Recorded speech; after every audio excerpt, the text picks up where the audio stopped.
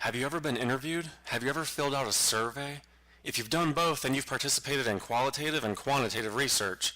Come on, pack up your bags and get on the bus, because we're about to journey through qualitative and quantitative research. Ba-da-da-da! Welcome to another Journey with Chris, where we will obtain new levels of knowledge and awesomeness. Hello, scholars. Today we're going to journey through the basics of qualitative and quantitative research. On our journey, we're going to compare the characteristics of both kinds of research, including their purpose, research questions, hypothesis, data analysis, and final reports. Let's talk about the purpose of both types of research. The purpose of qualitative research is to explore the meaning of people's experiences, the meaning of people's cultures, the meaning of how people view a particular issue or case, known as a case study. But the purpose of quantitative research is to examine the relationship between variables. Let's define a variable. A variable is a characteristic. We'll talk more about this in just a second. But for this class, we're going to learn about three kinds of variables: independent, dependent, and extraneous. Independent variables are variables or characteristics that are manipulated by the researcher. Dependent variables are characteristics that are impacted by that manipulation of the independent variable. Extraneous variables are variables that are extraneous to what the researcher is really trying to focus on, and they're usually demographic information such as age, sex, race, ethnicity, things like that. So let's say a researcher makes a poster that says, "Hey, you probably got some of you or other people's pee or poop on your hands, so wash your hands."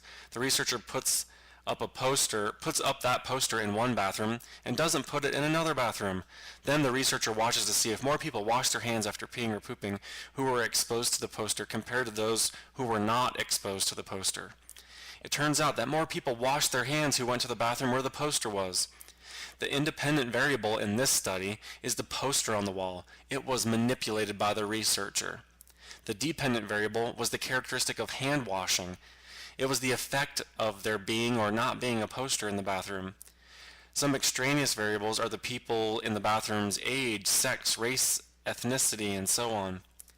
The point of the study was to examine the relationship between these variables. More hand washing, the dependent variable, took place in the bathroom that had the poster, which was the independent variable.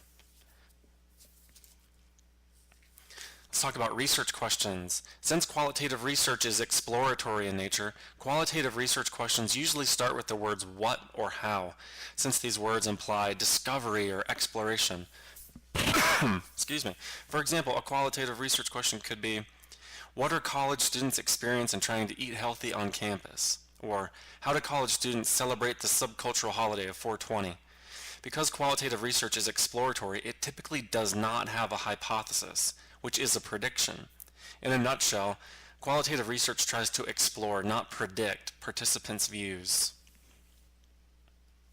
Similar to qualitative research, quantitative research questions can start with the words what or how, but they might also include the word does in the beginning of the question.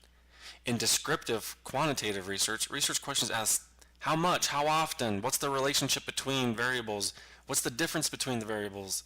For example, what percent of male college students wash their hands after using campus bathrooms, or what is the relationship between college student gender and hand washing practices after using campus bathrooms. In experimental research questions, this is where they might start with the word does, such as, does hand washing increase when a poster is placed in a campus bathroom? Compared to qualitative research does have hypotheses or predictions about what will happen in the study. Typically, in qualitative research, researchers collect more than one type of data in order to get a better, more holistic picture of what's going on in the field. The data used in qualitative research is almost always in what people say or their words. This data usually comes from interviews, documents like newspapers or journals, etc., observations, and audio-visual materials like videos or audio recordings. Researchers usually obtain multiple types of these kinds of data in order to answer a research question. All of this data comes from the field, which means the natural settings where participants are. In qualitative research, researchers go into the field and spend a lot of time there interviewing and observing the participants and their environments. It's also important to note that surveys or questionnaires are also known as instruments. Well, in qualitative research, there are no instruments, no surveys.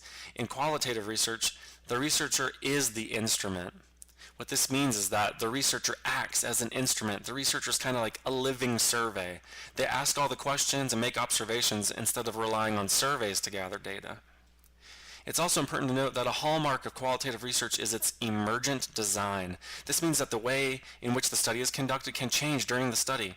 During qualitative research, it may become apparent that other forms of data from other groups of people should be included into the study. For instance, let's say that a researcher is studying college students' experience trying to eat healthy on campus. Originally, the researcher has planned to just interview a bunch of students, but let's say that during the interviews, the students keep talking about the ice cream area of the cafeteria and student union.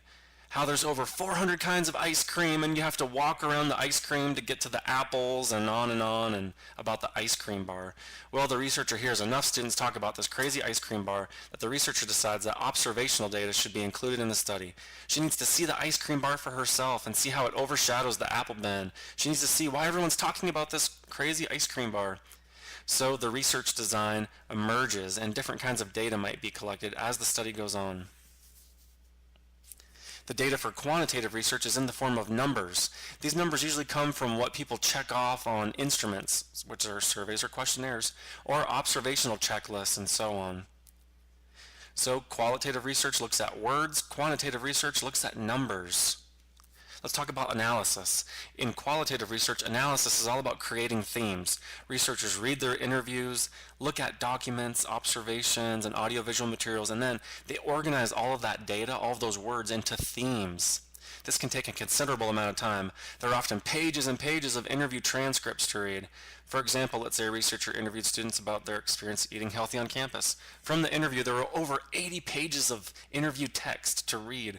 From those pages, the researcher was able to group the data or analyze the data, group it into three major themes, which were students believed that there was a lack of healthy options on campus, the students believed the healthy options were too expensive, and they felt that unhealthy options were just too tempting.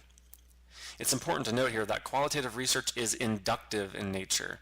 That means that the research questions, the data collection, the analysis, and all that stuff is not based off of a theory or preconceived notions that the researcher has. The researcher lets the data speak for itself and form itself into themes without the bias of an existing theory or existing ways of thinking about things already.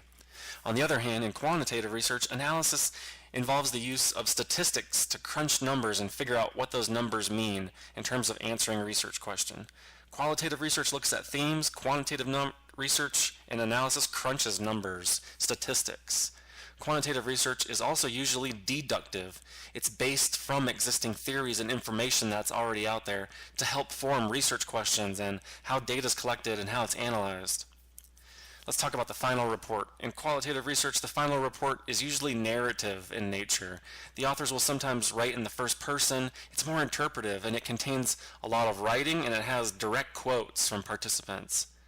The final reports for quantitative research are more rigid in form, and it's more in the form of a statistical report.